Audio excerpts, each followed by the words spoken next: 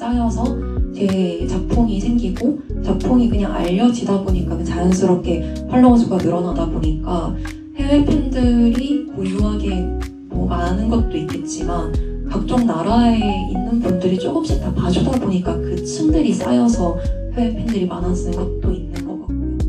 그래서 자연스럽게 이제 메일이 온다거나 아니면 외주가 들어온다거나 먼저 컨택이 들어오기 시작하더라고요.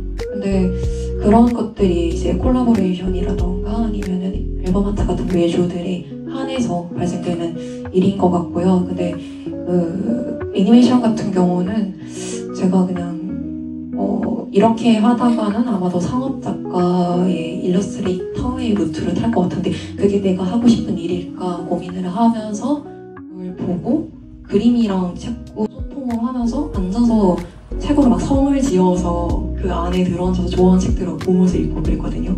그래서 그걸 보고 좀 연상되는 것들 벽지에다가 어머니가 보증금을 포기를 하셨어요. 그래서 벽지에다가 한가득 메워놨어요. 그래서 아마도 그게 제 시각 미술의 시초였을 것 같아요. 지금 생각해보면. 네. 그러면은 작가가 되고 싶다, 그러니까 그림 그리는 작가가 되고 싶다라는 생각은 언제쯤 처음 하게 되셨나요? 그 장래 희망이라는 개념이 잡힌 순간부터 지금까지 쭉이었어요. 그러니까 중간에 한 번 시인으로 바뀐 적 있었거든요.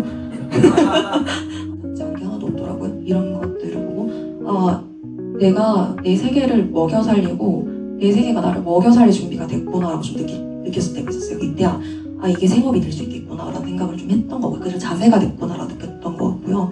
그 외로 어떤 작가다운 작가라는 어떤 저만의 개념이 있다면은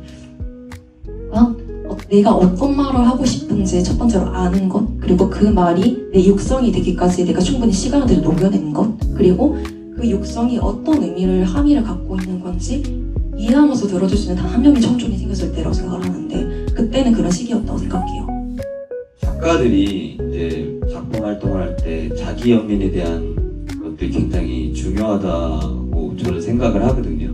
그리고 그게 많이 쓰여지고 있고 그런데 이제 자기 연민에 빠지기만 해서는 또 좋은 작가가 될 수가 없잖아요. 근데 그 자기 연민이라는 것을 벗어나는 것이 되게 어렵게 느껴지기도 하거든요. 자기 안에 있는 것들을 꺼내야 되니까. 내가 자기 연민이라는 건 그리고 자기 연민을 잘 사용하면 되게 좋은 사용처지만 이걸 어떻게 사용할 것인가? 어떤 구조로 만들 것인가를 고민하지 않고서는 왜 안 봐주지라는 생각으로 결국은 귀결된다고 생각하거든요.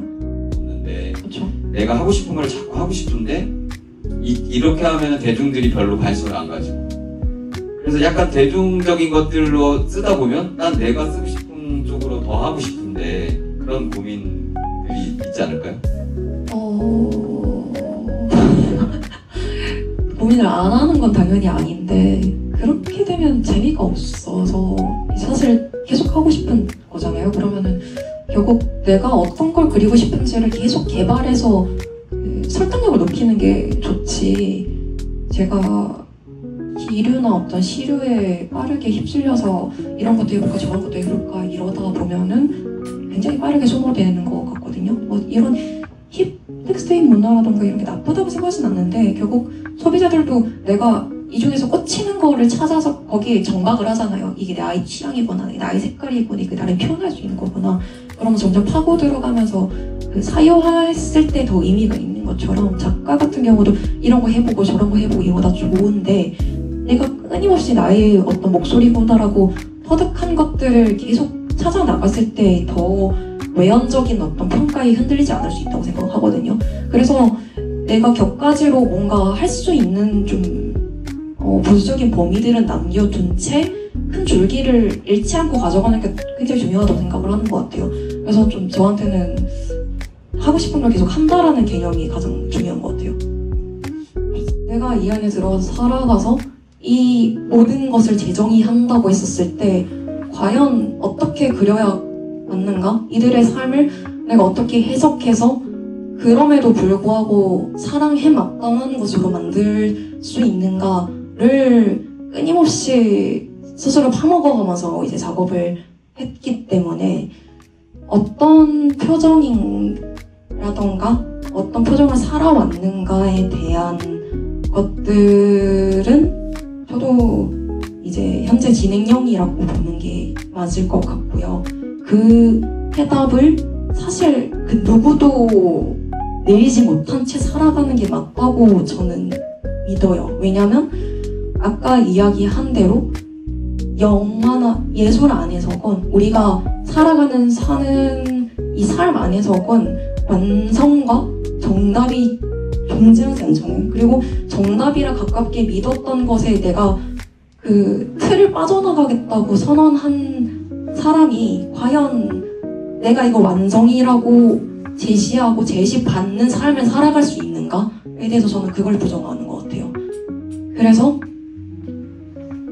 표정을 담지 않았던 것 같아요. 왜냐면 그 표정은 사실 그 누구한테든, 그리고 이 시간이 끝난 뒤에도 아주 빠르게든 아니면은 천천히든 계속 그 변할 테니까 비우고 싶어서 미웠다에 가까울 것 같아요. 그래서 네.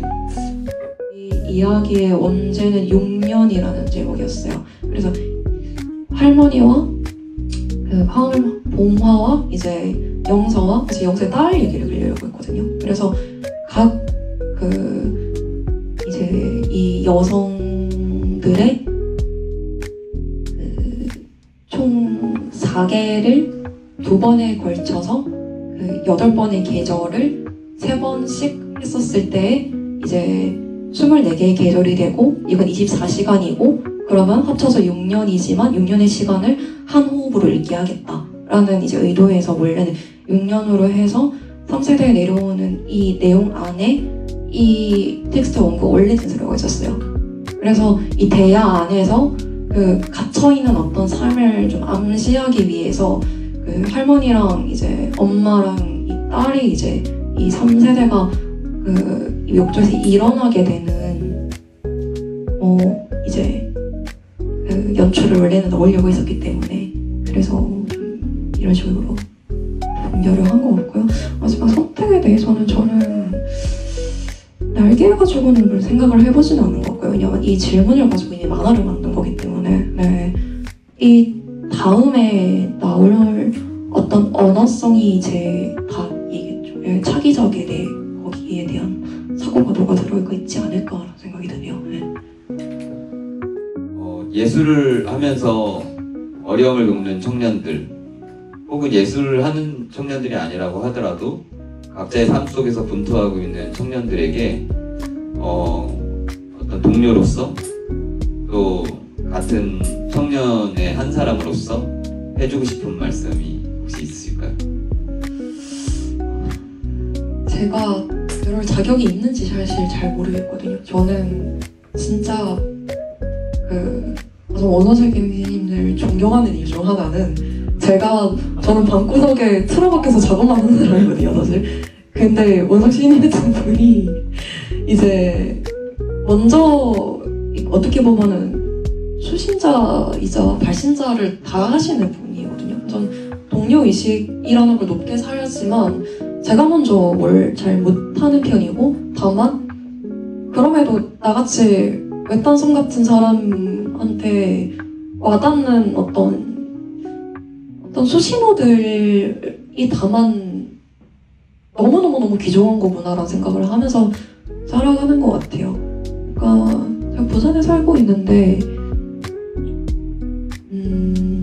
어렸을 때부터 좀 외로웠던 적이 많았어요. 저는 초등학생 때부터 고등학교 졸업할 때까지 거의 혼자서 그림만 그렸거든요. 그러니까 새벽까지 막 방에서 작업하는 게 일상이었는데 그 방 문 비웠어. 근데 그 옆에 항상 위에 이제 한 23층짜리인가 아파트였는데 거기에 물 하나가 왠지 모르게 반짝반짝거렸거든요. 내내 제가 작업한 새벽 내내 누군지도 모르고 뭐 하는 사람인지도 모르는데 근데 다만 그냥 그 불빛을 되게 멍하게 바라봤던 생각이 나요. 근데 제가 부산에 살고 있는 지금 서울에 살고 있는 제 동료 친구들이 좀 그런 존재가 아닌가라는 생각을 하는 것 같거든요. 저 멀리 되게 별자리처럼 그릴 수 있는 어떤 신호들 같구나라는 생각을 하는 것 같아요. 그래서 그들의 손을 잡을 수 있는 영광이 저한테는 주어졌었던 것 같고요. 그래서 저도 점점 더 손을 내밀고 싶은 용기를 만들고 싶어요, 이제는. 그래서 그 용기를 좀 다 같이 만들어 갈 수 있는 환경을 찾아가고 싶은 마음이 큰 것 같습니다.